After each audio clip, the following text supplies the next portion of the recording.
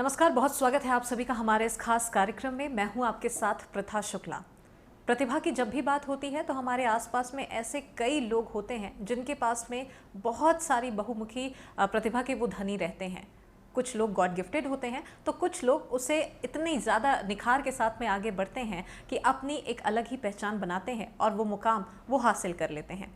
लेकिन जब उनका पैशन सर चढ़कर बोलता है, जब जुनून उनके सर पर सवार होता है तो कोई भी चीज़ उनके आड़े नहीं आती है। कुछ ऐसा ही उदाहरण आज हम आपके सामने पेश करने वाले हैं।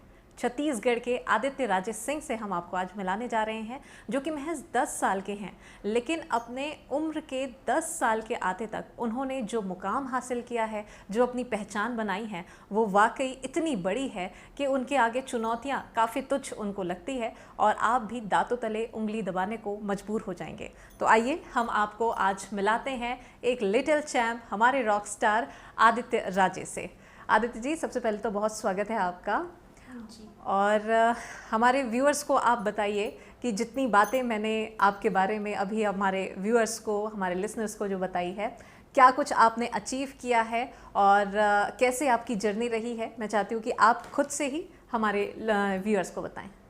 जी, मेरा नाम है आदित्य राजे सिंह और I am proudly known as paryavaran mitra and little yoga champion. I am also a coder and app developer of Android and iOS. I study in class 4 Dale Public School, Raipur.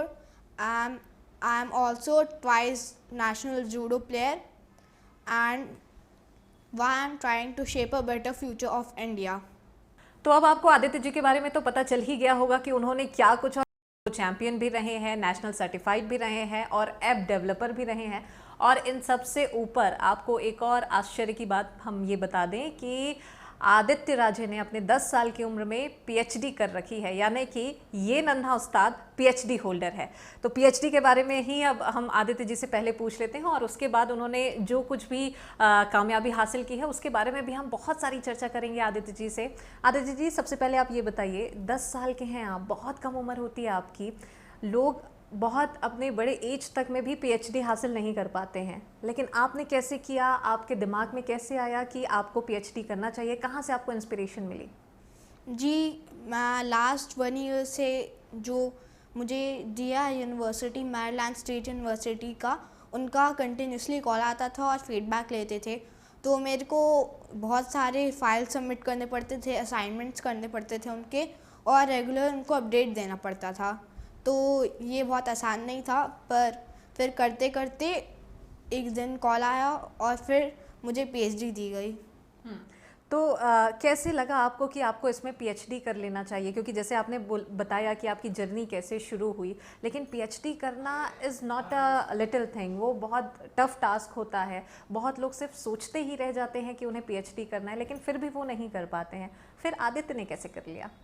जी, जो यूनिवर्सिटी है उनने मेरा वर्क प्रोफाइल देखा, क्योंकि मैं अपनी 5 years के as से कंटिन्यूसली एनवायरनमेंट एंड योगा के फील्ड में काम कर रहा था। तो एनवायरनमेंट के लिए आपका लगातार झुकाव आपका रहा है, एनवायरनमेंट के लिए। जी। और योगा भी करते हैं आप? जी। तो कैसे आपने योगा के लिए कैसे आपने शुरुआत की? क्योंकि एनवायरनमेंट के लिए जैसे आपने बताया कि आपकी जर्नी कुछ ऐसे शुरू हुई, योगा के लिए आपको कैसे इंस्पिरेशन मिली? जी, मेरी मम्मी ने मुझे सिखाना स्टार्ट किया था जब मैं 5 ईयर्स का था तब। तो मेरे वो रूटीन में आ गया और फिर मेरे को जब उसके बेनिफिट्स पता चले तो मैं और भी लोगों को बताता गया।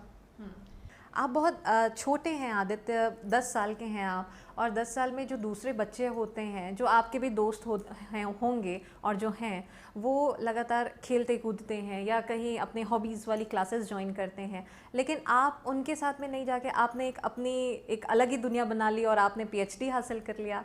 तो आपको कभी ऐसा लगता नहीं है कि आपको भी खेलना चाहिए या आपको कुछ वैसा करना चाहिए, या आप इसमें एंजॉय करते हैं? जी, मैं दोनों करता हूँ, क्योंकि जब काम करना रहता है तब मैं ये सब भी करता हूँ कंटिन्यूसली, और जैसे मैं बच्चा हूँ तो मेरे को खेलना भी चाहिए, तो मैं थोड़ी देर के लिए खेलता भी हूँ उनके साथ। घर से अगर बात हुई तो फिर घर में आपको कैसे, मम्मी का, पापा का, कितनी उनकी मदद मिली, कैसा उनका सपोर्ट मिलता है? और जब आपको ये लगा कि आपको पीएचडी करना चाहिए तो आपने सबसे पहले किनसे शेयर किया ये बात? जी, सबसे पहले मैंने अपनी मम्मी एंड अपने ग्रैंड मदर से ये शेयर की थी। फिर उनका सपोर्ट मिला प्रॉपर? जी, मेरी पूरी फैमिली ने मेरे को सपोर्ट किया था, स्पेशली मेरी दीदी। अच्छा, घर में कौन कौन है आपके? मेरी ग्रैंडफादर रहते हैं, मेरी मदर रहती है, मेरे फादर रहते हैं, और मेरी एक बड़ी बहन भी है जो 12th में है। तो सिस्टर का, बड़ी दीदी का भी पूरा सपोर्ट मिलता है आपको? जी। क्या लगता है आपको, क्योंकि आपकी हॉबीज़ क्या क्या हैं? क्योंकि इसके अलावा आपने तो खैर अपने हॉबीज़ के बेसिस पे ही इतनी सारी चीज़ें की है, इसके अलावा अगर पूछा जाए तो आदित्य को और ज़्यादा किस में इंटरेस्ट है? जी, मुझे जूडो और टेनिस में, लॉन टेनिस। तो आप वो खेलते हैं, प्रॉपर टाइम देते हैं? जी। पीएचडी जब आप कर रहे थे तो आप स्कूल की चीज़ों को, स्कूल की टाइमिंग को और फिर अपनी इन चीज़ों को कैसे आप बैलेंस करते थे? क्योंकि स्कूल जब आप जाते हैं तो प्रोजेक्ट्स भी रहते हैं, असाइनमेंट्स भी रहते हैं, ट्यूशन क्लासेस भी होती हैं, तो आप कैसे बैलेंस करते थे? जी, कहते हैं ना कि हर चीज़ का एक रूटीन रहना चाहिए लाइफ में, तो मैं उसी चीज़ को फॉलो करता हूँ। अच्छा, आपने जब हमारे शो के शुरुआत में ही अपना इंट्रोडक्शन दिया तो आपने बताया कि आप जूडो चैम्पियन भी रह चुके हैं और ऐप डेवलप भी आपने किया है। जी। तो ये ऐप डेवलप करने वाली चीज़ को पहले हम समझते हैं आपसे, और उसके बाद में हम आपके जूडो चैम्पियनशिप वाली चीज़ों को के बारे में भी जानेंगे। तो वो इंस्पिरेशन कहाँ से मिला और वो चीज़ कैसे हुई आपसे? जी, मैं जब भी अपने दूसरे फ्रेंड्स को गेम खेलते हुए देखता हूँ, तो मैं भी सोचता हूँ कि मैं कुछ ऐसा बनाऊँ जिसको वो भी एंजॉय करे और मैं भी एंजॉय करूँ। तो उसी समय मैंने अपने फादर से डिस्कस किया था ये, और मेरी दीदी ने मेरे को गाइड किया था। तो मैं जब 6 ईयर्स का था तब मैंने ये सब स्टार्ट किया, कोडिंग करना। तो किस चीज़ का ऐप आपने बनाया फिर? जी, मैंने एक गेम भी बनाया है और अभी मैं एक ग्लोबल वार्मिंग के ऐप पे वर्क कर रहा हूँ। तो बेसिकली आप एनवायरनमेंट पे ही ज़्यादा फोकस करते हैं और उसी को लेकर ही आप आगे बढ़ते हैं और लगातार उस पर काम कर रहे हैं। जूडो चैम्पियनशिप का भी खिताब आपने हासिल किया है और वो अवार्ड आपने जीता है। इसके बारे में भी आपसे जान लेते हैं कि कहाँ और कैसे आपकी ये वाली जर्नी रही और क्या कुछ उसमें आपने हासिल किया। जी, मैं अपने स्कूल के तरफ से, दिल्ली पब्लिक स्कूल रायपुर के तरफ से जूडो खेलता हूँ, और मेरी जो कोच है उनने मेरे को भी बहुत सपोर्ट किया, तो उसकी वजह से मेरा इंटरेस्ट आया उसमें और मैंने उसमें वर्क करना स्टार्ट किया। आदित्य को अभी तक बहुत सारे अवार्ड्स वगैरह मिल चुके हैं। हम चाहेंगे कि आप खुद ही बताएं कि आपने अभी तक कितने सारे अवार्ड्स और किन किन फील्ड से रिलेटेड आपने हासिल किए हैं। जी, मैंने बहुत सारे नेशनल कॉन्क्लेव भी किए हैं एनवायरनमेंट और योगा पे। जैसे मैं पिछले साल गया था एसएफडी की तरफ से Lucknow APJ Abdul Kalam college university, तो उधर मेरे उसमें डिस्कशन हुई थी बहुत सारे लोगों के साथ, और उधर मैंने एनवायरनमेंट और योगा के बारे में डिस्कस किया, तो उधर भी मुझे एक अवार्ड मिला था स्पेशल स्पीकर और चीफ गेस्ट बनने के लिए। और मेरे पास स्वामी प्रज्ञानंद अवार्ड भी है जो हमें एक संस्था ने दिया था एनवायरनमेंट के लिए। और मेरे पास प्राइड ऑफ इंडिया अवार्ड भी है। मेरे पास बहुत सारे स्कूल की तरफ से भी है। मेरे पास एक्सीलेंस अवार्ड है और भी बहुत सारे अवार्ड्स की जब बात आ रही है तो आपको प्राइड ऑफ इंडिया वाला भी अवार्ड मिला है और छत्तीसगढ़ अचीवर का भी अवार्ड मिला है। तो यानी आपने अपने स्टेट के लिए भी बेस्ट किया है, स्टेट की ओर से भी आपको अवार्ड मिला है और कंट्री के लिए भी ऑफ कोर्स आपको अवार्ड मिला है। जी। खुशी काफ़ी होती होगी आपको। जी। इतने सारे जब अवार्ड्स मिले हैं तो आदित्य को सबसे बेस्ट अवार्ड कौन सा लगता है जिसमें आदित्य को बहुत ज़्यादा खुशी हुई और बहुत वो खुश आदित्य कब हुए, कौन सी वाली अवार्ड को पाकर? हालांकि हर एक अवार्ड में और हर एक अचीविंग में तो खुशी सबको होती है, लेकिन बेस्ट मोमेंट आदित्य के लिए क्या था? जी, जब भी मेरे को अवार्ड मिलता है तब मैं उन सारे अवार्ड्स को जब लेता हूँ तब मुझे सेम खुशी होती है, सेम एक्साइटमेंट होती है। बिल्कुल। घर की जब बात आती है तो घर में आपने बताया कि हर किसी का आपको प्रॉपर सपोर्ट मिलता है, लेकिन अभी आप स्कूल रेगुलर जाते हैं जी। तो फिर उसमें आप कैसे बैलेंस करते हैं अभी? जी, स्टार्टिंग में मैं 6:30 से, अपनी नॉर्मल टाइमिंग मेरी 8:30 रहती है स्कूल की, तो मैं अर्ली मॉर्निंग जाके पहले जूडो करता हूँ और उसके पहले जाने से पहले स्कूल योगा करता हूँ। तो उसके बाद जब मैं स्कूल से 3:30 आता हूँ तब मैं थोड़े से वाटर कर देता हूँ प्लांट्स को और थोड़ी सीड्स रख देता हूँ बर्ड्स के लिए। उसके बाद मैं जाता हूँ अपनी कोचिंग्स के लिए, टेनिस के लिए, और फिर आता हूँ, फिर थोड़े जो असाइनमेंट्स मिलते हैं वो करता हूँ और उसके बाद कोडिंग क्लास अटेंड करता हूँ 8 to 9। उसके बाद मैं अपना डिनर लेता हूँ और फिर सो जाता हूँ। तो इतना कंटिन्यू और इतनी पैक्ड आपका स्केड्यूल रहता है, तो दोस्तों से खेलने वाला स्लॉट आदित्य का कब रहता है? कब आदित्य अपने दोस्तों से मिलते हैं और खेलते हैं? जी, मेरे सारे दोस्त जब मैं टेनिस कोचिंग जाता हूँ तब वो भी उसी में आते हैं, तो मैं उसी में उनके साथ खेलता हूँ। तो सारे दोस्त तब मिलते हैं और फिर खूब धूम मचाते हैं। पीएचडी की जब बात आती है तो पीएचडी वाली जो आपकी जर्नी थी वो कहाँ से कैसे शुरू हुई ये तो आपने हमें बताया है, लेकिन अब पीएचडी आपने कर लिया है, पीएचडी होल्डर आप हो चुके हैं।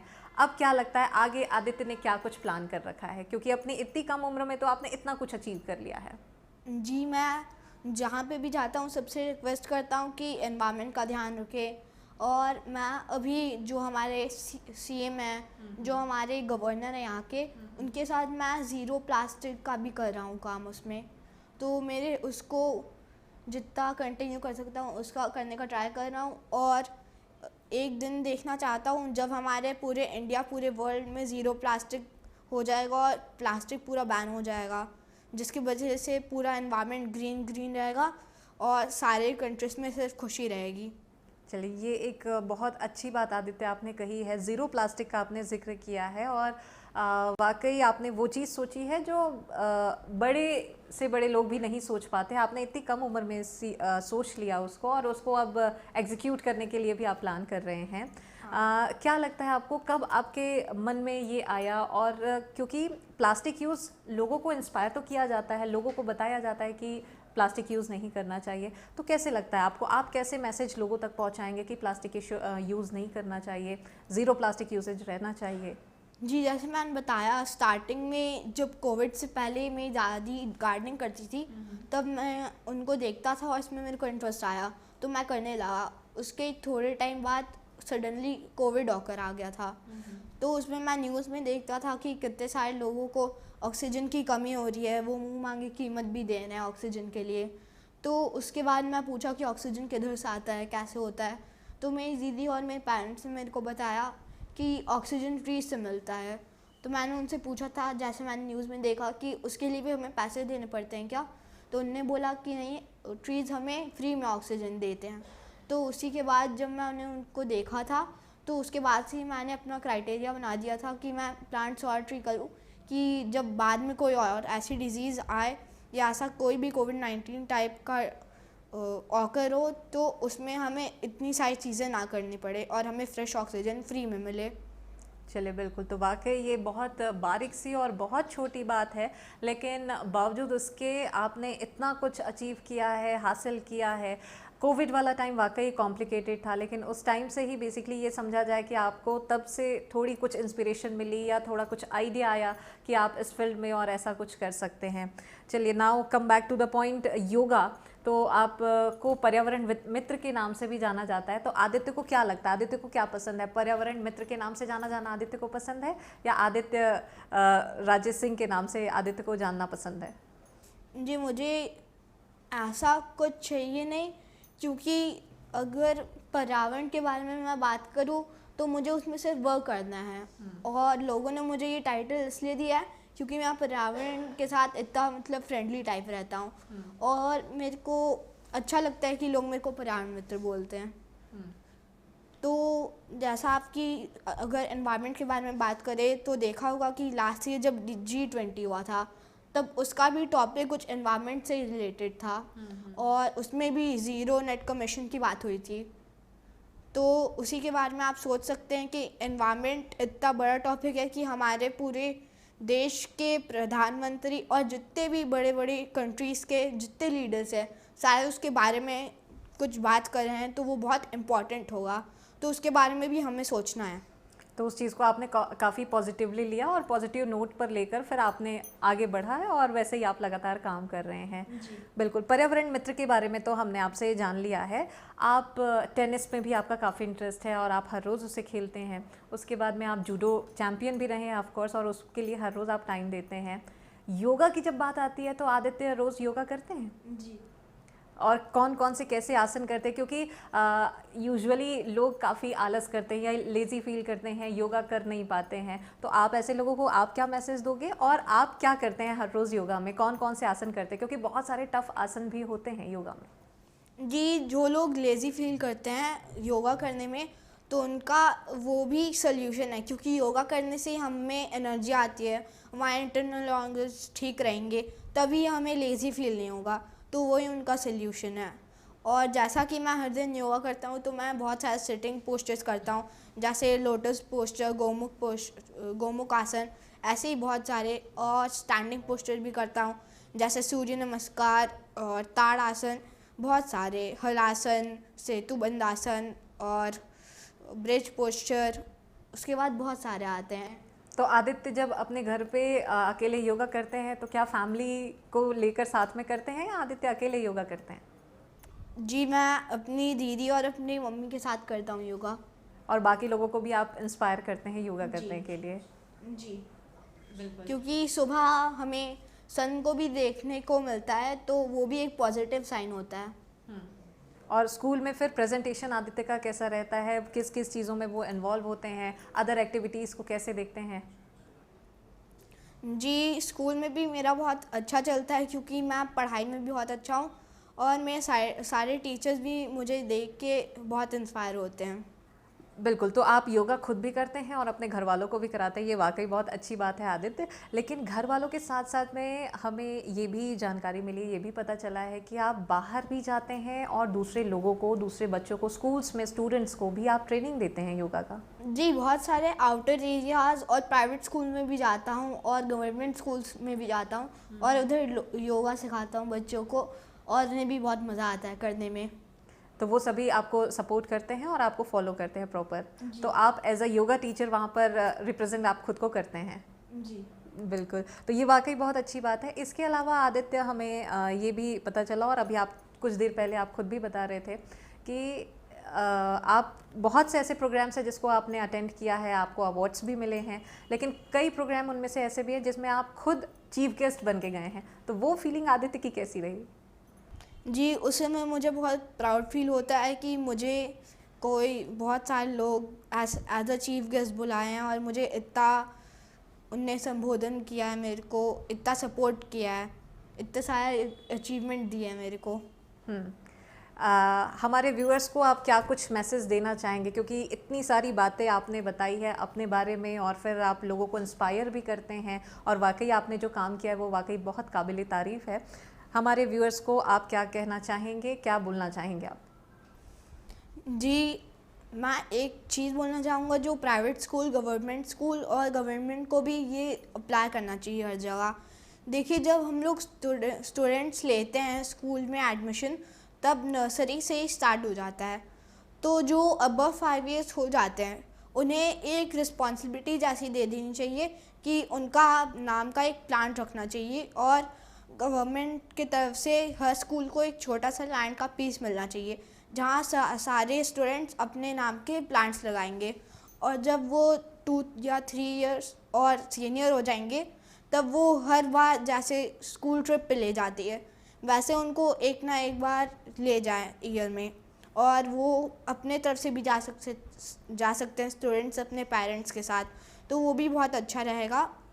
और ग्लोबल वार्मिंग के बारे में जैसे अभी हमने बात की थी, तो अभी बहुत सारे इश्यूज़ भी आ रहे हैं, जैसे सुनामी हो गया और ओशंस में फ्लड आ रहे हैं, तो वो सब भी एनवायरनमेंट से रिलेटेड है, क्योंकि जो रिवर्स होते हैं उधर आसपास में हमें प्लांट्स और ट्रीज़ लगाने चाहिए, क्योंकि उससे जो प्लांट्स और ट्रीज़ रहते हैं, वो जो फ्लड आते हैं और रिवर्स में जो पानी रहता है, उनको रूट्स उनके अब्जॉर्ब करते हैं और उनको एक जगह में रखते हैं, जिससे फ्लड्स भी कम होंगे।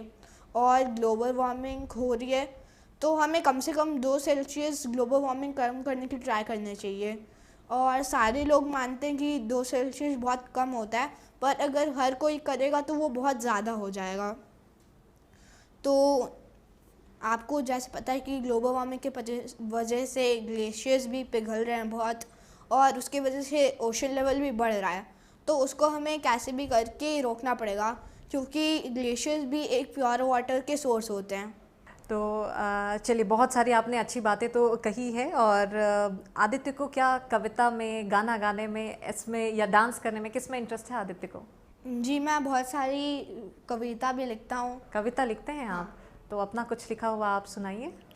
जी, पेड़ लगेंगे पृथ्वी पर तो जल भी खूब बरसेगा, प्यास बुझेगी इस धरती की सबका मन हर्षेगा, शुद्ध हवा और जैसे फिर प्रदूषण सभी मिटेगा, पर्यावरण की यही शुद्धता मेरा ध्येय रहेगा। वाह, बहुत बढ़िया, बहुत शानदार। ये कविता आपने खुद लिखी है? जी, मैंने थोड़ा दीदी का सपोर्ट लिया था।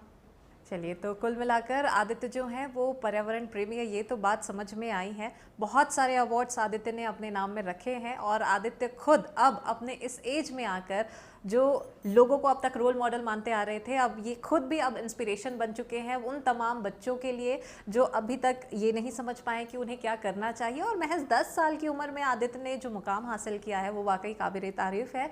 All the very best Aditya, और बहुत शुक्रिया कि आप हमारे साथ हमारे स्टूडियो में आए और हमारे व्यूअर्स को आपने अपने इतनी सारी अचीवमेंट्स के बारे में बताया है। तो 10 साल के आदित्य से आज के इस खास एपिसोड में हमने आपको मिलाया है, जिसमें उन्होंने इतने सारे अवार्ड्स अपनी झोली में कर लिए हैं। उन्हें इंडिया कंट्री की ओर से भी अवार्ड मिला है, उन्हें छत्तीसगढ़ स्टेट की तरफ से भी अवार्ड मिला है, पर्यावरण मित्र के नाम से जाने जाते हैं, PhD होल्डर हैं, जूडो चैम्पियनशिप भी वो नेशनल अवार्डी रह चुके हैं, चेस भी वो खेलते हैं, दूसरे एरिया में जाकर, स्लम एरिया में जाकर, स्कूल में जाकर वो बच्चों को योगा भी सिखाते हैं। इतनी सारी चीज़ें 10 साल का एक बच्चा अपने अंदर समेटे हुए रह रहा है, वो वाकई ये बहुत अच्छी बात है। और बहुत सारा मैसेज आदित्य अपने साथ अपने इस रास्ते पर अकेले वो चल रहे हैं, लेकिन अकेले चलते हुए इतने लोगों को भी वो साथ लेकर चल रहे हैं। उन्होंने ज़ीरो प्लास्टिक की बात कही है, जो कि इस एज में बच्चे अमूमन सोचते नहीं हैं या उनका ध्यान नहीं जाता है, लेकिन बावजूद इसके आदित्य ने इतनी सारी चीज़ें वो लगातार करते चले जा रहे हैं। तो एशियन परिवार भी आदित्य के भविष्य के लिए शुभकामनाएं देता है। आदित्य लगातार आगे बढ़ते रहें। तो इसी के साथ आज के हमारे इस खास प्रोग्राम में फ़िलहाल इतना ही। अगली बार हम आपको फिर से रूबरू कराएंगे एक खास शख्सियत के साथ। दीजिए इजाज़त, नमस्कार।